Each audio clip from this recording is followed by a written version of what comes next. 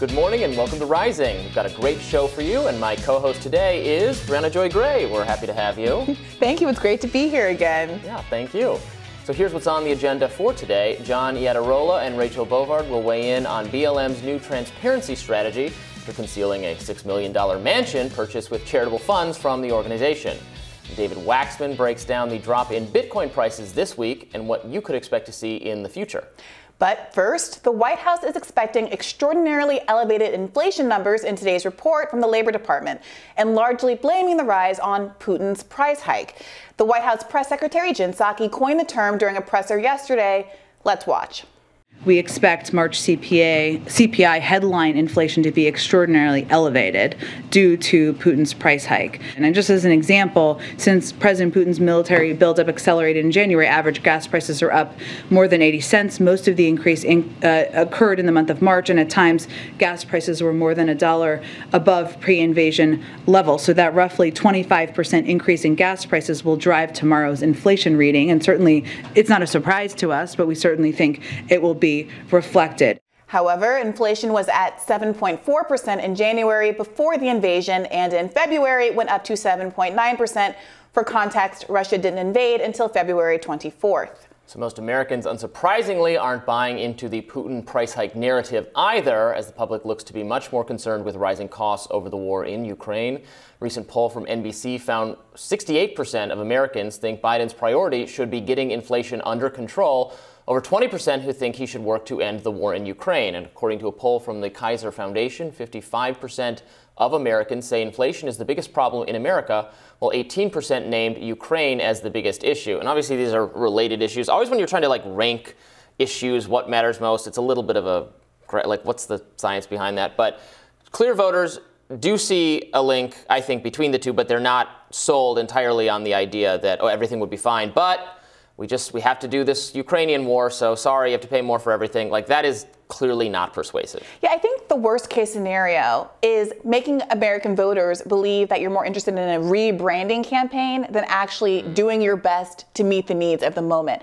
I think that if you had more confidence in the people's ability to say, hey, some of this stuff is in your control, some of the stuff is out of control, but there was a belief in the institution of government that it was fighting for you and doing the best that it could, these individual numbers and swings wouldn't matter as much. But when the most visible response that people are perceiving is the idea that we're going to have some alliterative name like Putin's price hike that's being pushed on them instead of something more substantive, it doesn't really matter what you're due on an underlying basis. People are going to lose confidence and faith in the institution. Yeah, it sounds so focus group tested, yes. Sort of.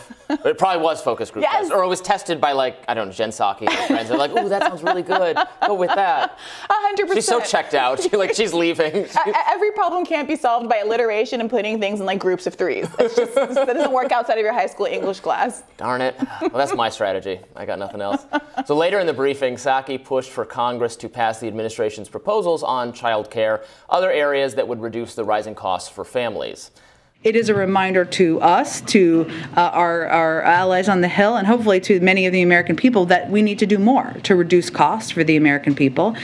We have, of course, legislation that could do exactly that, cut the cost of child care, of health care, of elder care. These all have enormous impacts on people's budgets, on when they're doing those calculations at their kitchen table, and certainly this data will be a reminder of the need to do something and take additional steps. It's all about the kitchen table, but Psaki's push comes after Biden's Build Back Better plan has actually completely collapsed in Congress, and as the White House begins new strategies to get the bills passed. Hard to have any faith that anything will come of this, but maybe you know more than I do. Look, the Biden administration has been playing this blame game for a while, and they've made the culprits pretty clear. Their articulation, their theory of the case is that it's mansion and cinema, and there's nothing anybody can do about it. Now, Politico reported out last year that, of course, it's many more people than mansion and cinema that are actually behind this. That there are any number of Democrats, in addition to all of the Republicans, of course, who who oppose this agenda. But instead of being able to talk plainly about that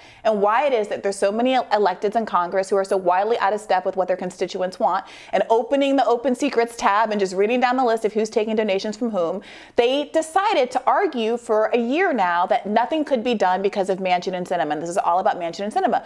So how are people supposed to have confidence that anything is going to be any different when nothing has changed with Manchin and Sinema? There's been no conversation about substantively what could move them at any point in this game. Now we're going to have these restarted conversations about, can we pass this, that, and the other? What can Joe Biden do? What can he offer? Because it's midterm season, and he knows he has to give something to Democratic voters who are overwhelmingly disaffected and over the whole thing. And so we're going to have these conversations, but it just increasingly makes people feel as though everything that's coming out of the administration's mouth is a lie, especially when there are a number of things that could be done still by executive order to actually put money in people's pockets. Yeah, it seems like there's going to be very low motivation on the Democratic side following this train wreck of a first term. He made his bed, and now we're seeing how comfortable it is. Yeah. Well, on the subject of Ukraine, atrocities continue to take place, this time especially in Bucha, where their Russian forces are taking particular aim at civilians.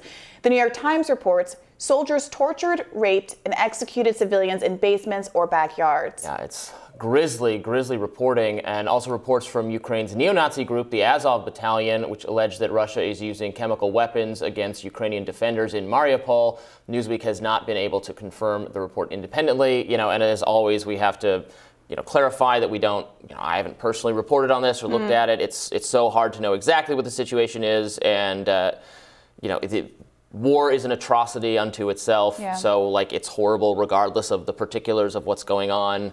But yeah, I read that New York Times story, and it was awful. It was describing rape and murder and mutilation, and digging up the bodies and finding out what had happened to them is just horrible. Yeah, it's very grim, and it will be interesting to see what effect this has on the voting public, especially given the polls that you read earlier.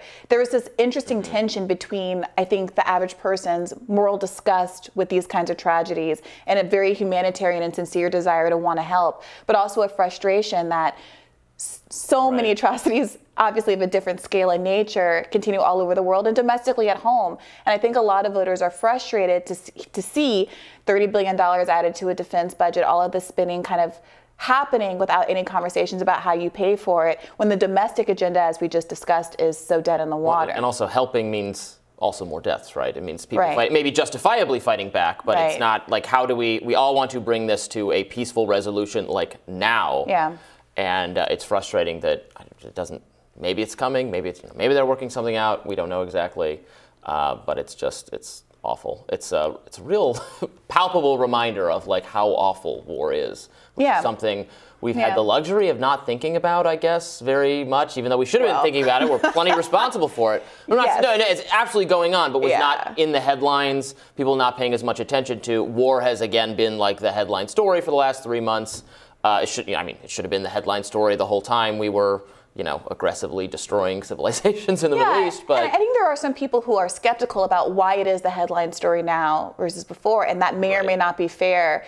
But regardless of how organic an outbreak is, an outbreak of violence is, or an invasion is, I think there is still a risk that conflicts get weaponized for political ends, and it's difficult to have that conversation while still having a foot firmly rooted and wanting to have a humanistic approach to the reality of human suffering. And that's what makes this conversation, I think, very difficult, and some of the factions that have emerged around what to think about this particular crisis. And I hope we can continue to clarify and offer some perspective on that going forward. You see that in the media coverage, which is essential. There should be media coverage, but then also the reporters heckling Soave. Why isn't World War III on the table? Why haven't we? How many times do they say we're not going to do a no-fly zone? But would you do a no-fly zone if this line was crossed, so they can get her in that line has been crossed. Don't you agree? We're in World War III already.